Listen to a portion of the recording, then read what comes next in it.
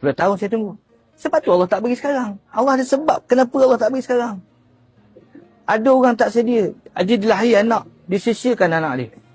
Ada orang yang baru dilahir ni, dia tak cukup enjoy sebagai suami isteri. Tersisih anak dia. Sebab tu Allah tak bagi. Dan ditakdirkan, tiba-tiba dia tak dapat sampai dia meninggal. Bab lain pula. Okey, ketika depan Allah esok, di hari kiamat, depan mizan, penimbangan kita bermula. Masa tu semua orang rasa tak ada harapan. Bila Allah tunjukkan neraka Allah Ta'ala, semua ketor. Termasuk Nabi. Semua orang tak ada harapan. Hatta ada seorang tu, dia ada pahala menyamai 70 pahala pada Nabi. Dia pun tak selamat, dia kata. Tapi bila timbang, kita tengok kebetulan pula, timbangan yang di depan kita, orang di depan kita, semua Allah lempar dalam neraka macam tu. Tiba-tiba Allah panggil, Ali ke depan. Antara siapa? Berdebur. Tiba-tiba, Allah timpakan belah kanan. Ya Allah, banyaknya. 1 gunung Uhud. 2 gunung Uhud. 3 gunung Uhud. Bertimbang-timbang ni. Pahala banyak mana ya Allah? Aku mana ada amalan banyak ni? Dekat dunia dulu, ada tak hajat kau yang aku tak tunaikan? Kata Allah. Ya Allah, aku nak anak, aku tak dapat ya Allah. Hari ni, maha adilnya aku ganti dengan pahala-pahala gunung Uhud. Sampaikan di luar sana yang tak ada anak. Dekat sana, anak, isteri, suami dah tak menilai di sini kita. Hanya pahala je yang menilai. Masa tu Allah bagi benda yang paling berharga duduk atas timbangan. Sebab tu bila ada satu lagi orang yang di dunia dulu, dia tak pernah diuji teruk.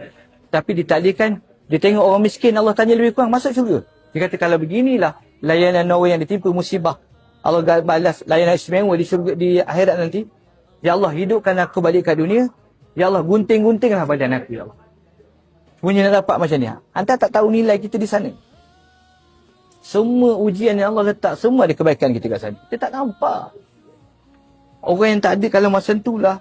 Ya Allah, kalau gitu, kalau boleh cakap lah, ya Allah, kalau gitu aku pun tak nak anak lah dulu ya Allah. Dia tak nampak. Anak ni sementara. Pahala yang paling penting. Tak ada lagi orang yang bergembira dengan anak isteri. Kecuali dalam syurga. Sebab tu baru kita faham yang tu, baru kita, ya Allah. Allah ni maha adil. Allah ni maha adil. Walaupun hajat dia tak penuhi, termasuk hajat lain. Kenapa Allah tak kayakan kita? Kenapa? Satu lagi. Kalau Allah bagi hantar milioner malam ni 1 juta, bulan depan boleh keluar 3 hari. Tak ada lah. Tak ada cakap lah. Ni yang mengajar ni pun tinggalkan mengajar tu. 1 juta ada. Oh, bisnes dia bila. Mula-mula telefon lah. Minta maaf malam Rabu abang cuti sebab ada meeting. Bisnes. Mula tinggal sehari seminggu. Minggu ni abang tak ada sebab ada pergi keluar Singapura. Bulan depan sebulan abang tak ada pergi Abu Dhabi. Nampak tak kerana duit? Sebab tu Allah kita